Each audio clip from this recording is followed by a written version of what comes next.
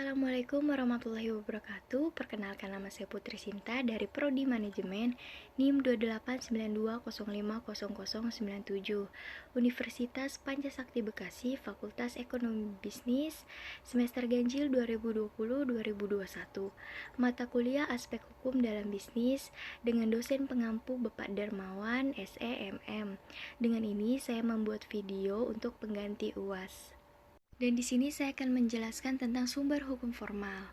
Nah, yang kita ketahui adalah sumber hukum formal adalah sumber hukum dengan bentuk tertentu yang merupakan dasar berlakunya hukum secara formal. Jadi, sumber hukum formal merupakan dasar kekuatan mengikatnya peraturan-peraturan agar ditaati oleh masyarakat atau penegak hukum atau cause evasion and law. Dan di sini ada macam-macam sumber hukum formal. Yang pertama ada Pancasila dan Undang-Undang Dasar 1945. Dalam perjalanan sejarah ketatanegaraan Republik Indonesia, secara yudiris konstitusional, Pancasila sebagai ideologi negara merupakan sumber dari segala sumber hukum. Sebab Pancasila mengandung nilai-nilai universal. Yang pertama, ketuhanan yang Maha Esa. Kedua, kemanusiaan yang adil dan beradab. Ketiga, persatuan Indonesia. Keempat, kerakyatan yang dipimpin oleh hikmah kebijaksanaan dalam pemusyawaratan perwakilan. Dan yang kelima, keadilan sosial bagi seluruh rakyat Indonesia. Undang-undang yaitu suatu peraturan negara yang mempunyai kekuatan hukum yang mengikat, diadakan, dan dipelihara oleh penguasa negara. Menurut Bais, undang-undang itu mempunyai dua arti. Yang pertama dalam arti formal, yaitu setiap keputusan pemerintah yang merupakan undang-undang karena cara pembuatannya atau misalnya dibuat oleh pemerintah bersama-sama dengan parlemen. Dan yang kedua dalam arti material, yaitu setiap keputusan pemerintah yang menurut isinya mengikat setiap penduduk.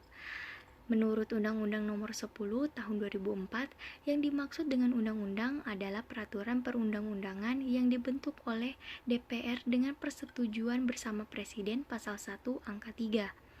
Konsekuensinya adalah ketika seseorang melanggar ketentuan hukum tidak boleh beralasan bahwa ketentuan hukum itu tidak diketahuinya.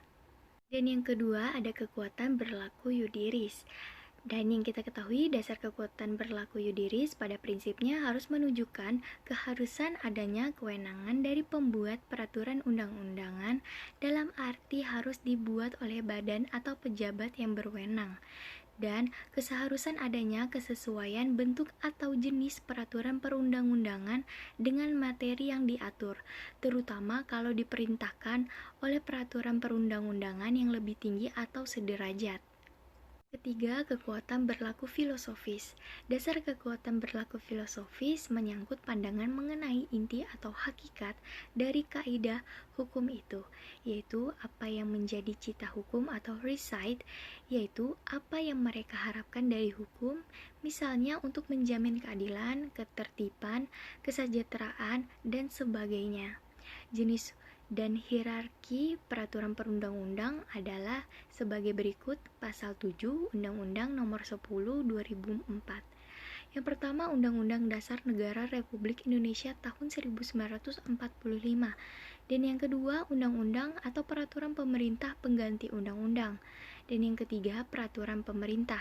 Yang keempat, Peraturan Presiden. Dan yang kelima, Peraturan Daerah atau Provinsi, Kabupaten, Desa. Yang keempat, kebiasaan atau custom. Kebiasaan adalah perbuatan manusia yang tetap dilakukan berulang-ulang dalam hal yang sama.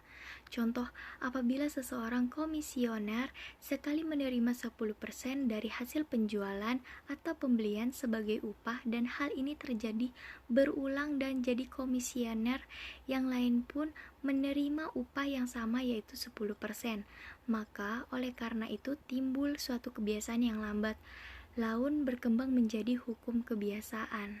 Yang kelima, jurisprudensi atau keputusan-keputusan hakim adalah keputusan hakim yang terdahulu yang dijadikan dasar pada keputusan hakim lain sehingga kemudian keputusan ini menjelma menjadi keputusan hakim yang tetap terhadap persoalan atau peristiwa hukum tertentu.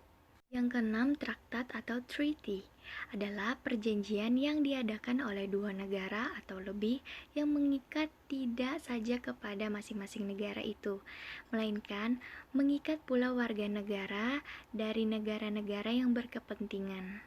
Yang ketujuh, perjanjian atau overeenkomst adalah suatu peristiwa di mana dua orang atau lebih saling berjanji untuk melakukan perbuatan atau tidak melakukan perbuatan tertentu. Jadi, para pihak ini yang telah saling sepakat mengenai hal-hal yang diperjanjikan berkewajiban untuk menaati dan melaksanakannya, atau azas pachan servanda. Yang kedelapan, pendapat ahli hukum atau doktrin. Pendapat ahli hukum atau doktrin adalah pendapat seseorang atau beberapa orang sarjana hukum yang terkenal dalam ilmu pengetahuan hukum. Jadi, doktrin ini dapat menjadi dasar pertimbangan hakim dalam menjatuhkan putusannya. Sampai di sini penjelasan saya tentang sumber-sumber hukum formal. Mohon maaf jika ada kata-kata yang salah dan kurang berkenan.